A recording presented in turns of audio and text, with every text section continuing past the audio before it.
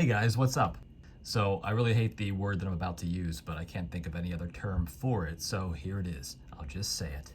I bought my grail watch. Anyone who's watched this channel for a while knows that my grail watch is a Breitling Aerospace Evo night mission, and ta-da! There she blows. You have chosen wisely. First things first, guys, the size. The case on this, I measured from the 2 to the 8, is 43 millimeters. Bang on, exactly. Not 43.1, not 42.9. No, exactly 43 millimeters. The height on this, ignore the RAS strap I have on here, which I think, by the way, is a perfect color combination, this Army military green with this PVD case. But just the case back to the top of the crystal, which is slightly above the bezel. There's these rider tabs on the bezel, of course, but I'm not counting those. I'm just counting from the bottom of the case back to the crystal is 10.7 millimeters, so incredibly thin watch. It's made of titanium, so it's very, very light. 22.1 millimeters for the lugs, so any 22 millimeter strap will do on this. The lug-to-lug on this, it's a point of contention for a lot of guys when it comes to the aerospace, but because the lugs are so downwardly curved, the lug-to-lug being 51.2 millimeters is not really that big a deal. As I've said many times, guys, I have 6-inch wrists exactly, and I think this watch looks just fine on me. So don't worry so much. That's all I can tell you. Do not worry so much about lug-to-lug. As long as they curve down, you're gonna look just fine. The water resistance on this with a non-screw down crown, and there's a reason that it's not screwed down, we'll get into that in a minute, is 100 meters. So 100 meters water resistance. Perfect everyday watch for a guy. I'm saying that you're being sexist. No, I'm being misogynistic. So this particular Breitling Aerospace Evo night mission was manufactured during the 25th week of 2023. And the way I know that is because on every Breitling, between the lugs at 6 o'clock, there is a 4-digit code. I'll put a picture here on the screen of the one that's on this watch. And on this one, it's 2523. And again, that tells me 25th week of 2023. So basically middle of June, 2023, which makes this pretty much, from what I can understand and gather, the last batch of Breitling Aerospace Evos to be made, period. Whether it's night mission or just the regular untreated, un-PVD coated titanium before they started making the new Breitling Aerospace Orbiter, which is, in my opinion, an inferior watch in every possible way. This, to me, is the peak of the Breitling Aerospace. It's chronometer certified, as all Breitlings are. You guys can see right there on the dial. Nothing about this, because of the PVD treatment, is shiny, so it's very tactical, I guess you could say. It's good for going on night missions. Nothing's going to reflect light back to your enemy, I guess, is kind of the thinking there. Obviously, it's just for fun. It's just to be cool. But yeah, nothing about this is shiny, with the exception of the Breitling logo. It is a Breitling, guys. Something's got to be shiny on it, I guess, is their thinking. Some shine and some don't. So I said that it's a push-pull crown. It's not a screw-down crown. And the reason for that is because the crown actually acts, well, it does a lot of things. It's the way that you kind of rotate through your different functions on the watch. And also, it's a minute repeater. So a lot of guys, love these mechanical minute repeaters that cost $200,000. Well, the Breitling Aerospace Evo is a way that you can have a minute repeater of your own that is nowhere near that price. So it's the affordable, it's the poor man's minute repeater. And I know a Breitling is not a poor man's watch, but just go along with it for the sake of this video. So I'm gonna press the crown in right now, and I'll show you what the minute repeater looks and sounds like.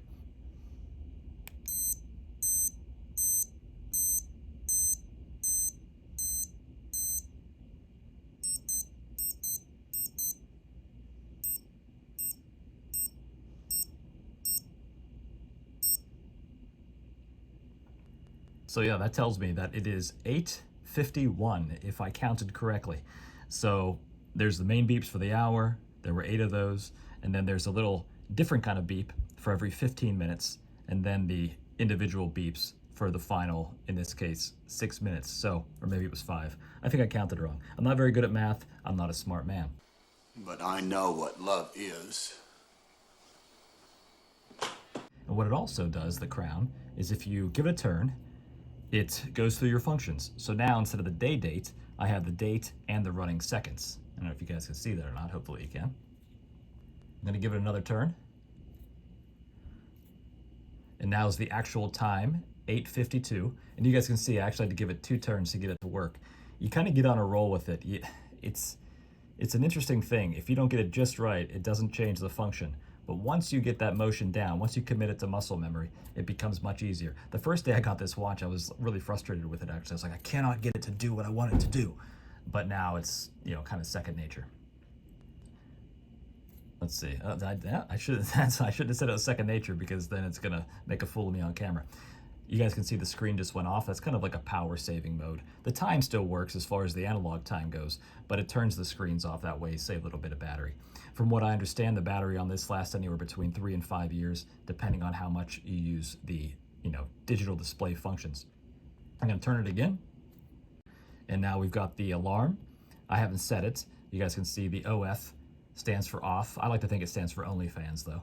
I like to think that this watch is so sexy it has an OnlyFans account. One more. Up here we got the chronograph, you guys can see.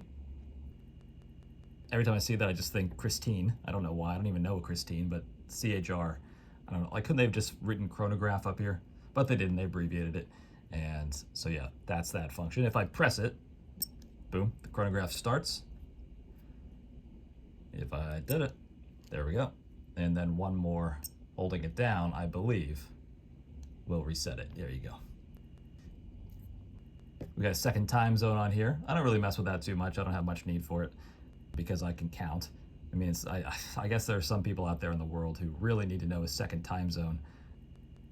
Maybe they live in Los Angeles. They need to know what time it is in Stuttgart, Germany. I don't though. So to me, it's like the most I ever need to know is what time it is on the East Coast. And of course, in the United States, it's a 3-hour difference. So I can calculate that in my head. But this is a pilot's watch, so I guess I shouldn't be such an asshole about it. And this last one, guys, is a timer. It's kind of hard to see. The minute hand is covering up. It's exactly where it doesn't need to be, but underneath the minute hand right now, it says TM for timer. So you can set a timer and very, very useful function. It also has a way to calculate time up here, which is a unidirectional rotating bezel. It's got a great action. In fact, I'd say it's probably the best action I've ever experienced on any watch ever. No backplay whatsoever. 120 click, just very, very easy to turn, very satisfying to turn. I could do that all day, actually. The only other watch that even comes close to this was, I used to own a Momentum UDT Solar, the Rambo watch, and that thing had an amazing bezel action, believe it or not. So yeah, I could just do this all day. It's very, very satisfying. It's very easy to hold on to those rider tabs. Yeah, just really good stuff. Really easy to get a grip. Good grip. Speaking of the bezel, you guys may have noticed whenever I was showing you the height of this watch earlier, but you see the screws? It's what's called a captive bezel. So the bezel's actually screwed on to the case, meaning that no matter what happens, you can knock it incredibly hard. You could probably be in a plane crash and die, and as long as the watch survived, the bezel would still be attached to it. It's not going anywhere. Pretty cool little detail. Just makes it look tougher, cooler, more Breitling-esque, I guess. Maybe my favorite part about this watch is just the insane accuracy. So Breitling uses what they call a super quartz movement, and they rate it plus or minus 10 seconds per year. Well, what is it right now? Today is, I guess I'll just find out. Today is July 16th. I have owned this watch now since February, I guess. And when was daylight savings time? March 6th, maybe? March 7th? I honestly don't remember. But I did write down here on my little note card, 129 days since daylight savings time. So in that time, even though they rate it plus or minus 10 seconds per year, over the course of 129 days since I last set this watch, it is slow by 1 second. 1 second! It's ridiculous. I mean, that's getting into like the level of that Citizen watch. I believe it's the caliber 001. That is plus or minus 1 second per year. I mean, this watch is basically plus or minus 2.5 seconds per year, which is absolutely insane. I mean, think about a Rolex. A Rolex costs multiples more than this watch, and it's plus or minus 2 seconds per day is what a Rolex is rated. So, yeah. Your first watch is almost certainly a mistake, but mine wasn't. Because I'm a genius? No. It's because I bought a Datejust.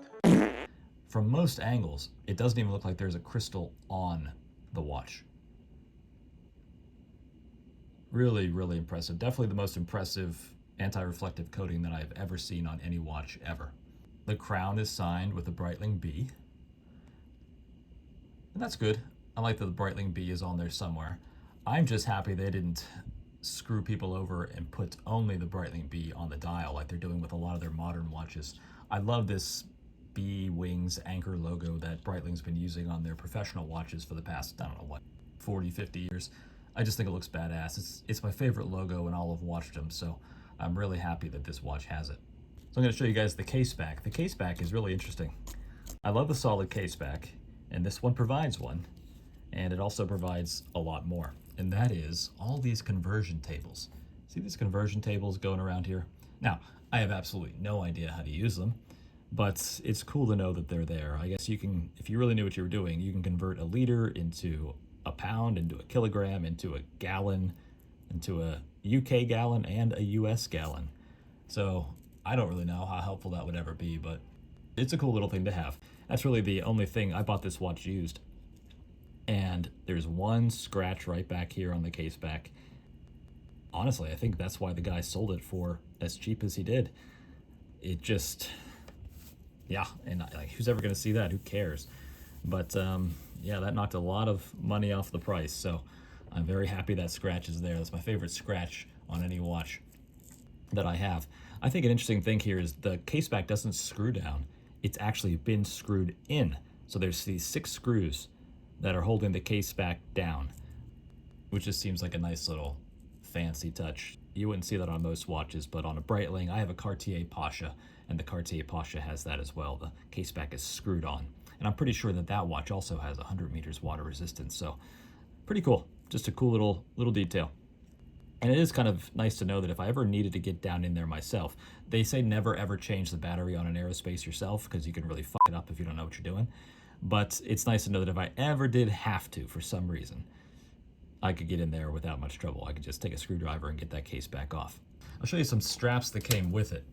I don't think that any of them really do it any justice. This is the canvas strap that it came with. It's very close in color to the dial and the case. It's just like this really kind of dark coal blue. And it's cool. It's got a nice pin buckle that matches. It's got titanium pin buckle. But to me, that just doesn't do the watch any favors. And so I haven't used it.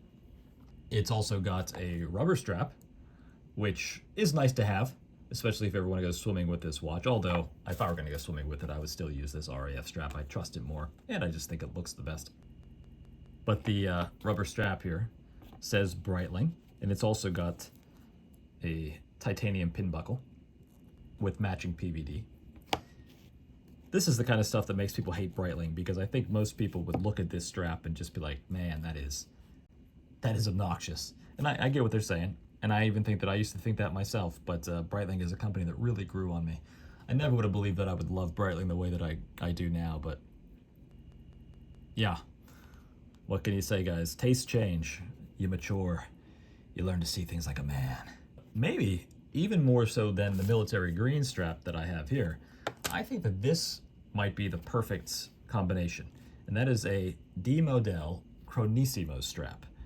I've showed this watch before on a Seiko Turtle that I reviewed, the strap before on a Seiko Turtle that I reviewed. It really makes this watch look about as badass as you could possibly make it. The strap flares out to meet the lugs. You guys can see how it flares out there a little bit. And so it creates this nice streamlining effect from the case down into the strap itself. And yeah, I just think that is one very, very badass look. Hopefully I'm framing it properly so you guys can see.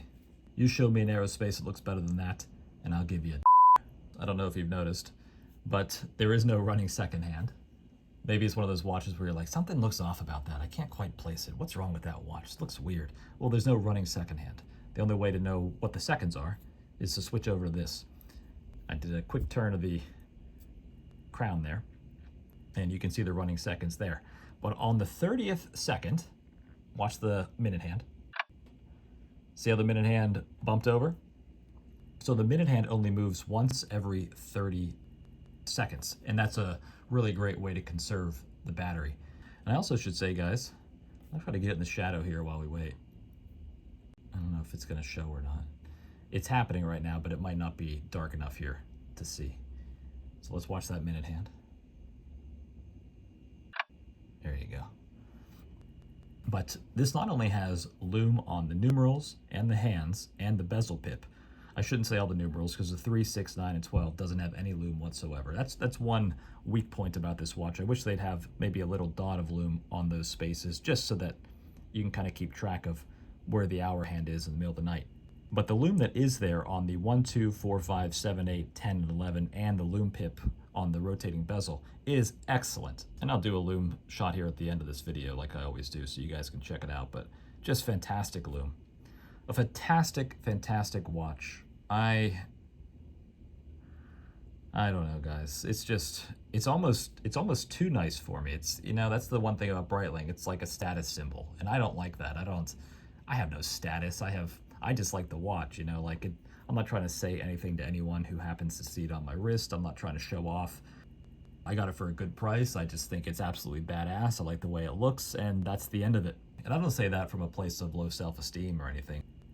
If anything, I'm an egomaniac, and you know, that's that. You guys probably noticed by now. But it's one of those things where it's like, it's so nice that I can't wear it in a relaxed fashion, you know? If I ever end up selling this watch, that's going to be the reason why. It's just, I'd feel more comfortable maybe with something a little bit less flashy on my wrist. But, you know, what are you going to do? A beautiful little jewel from Switzerland. Yeah.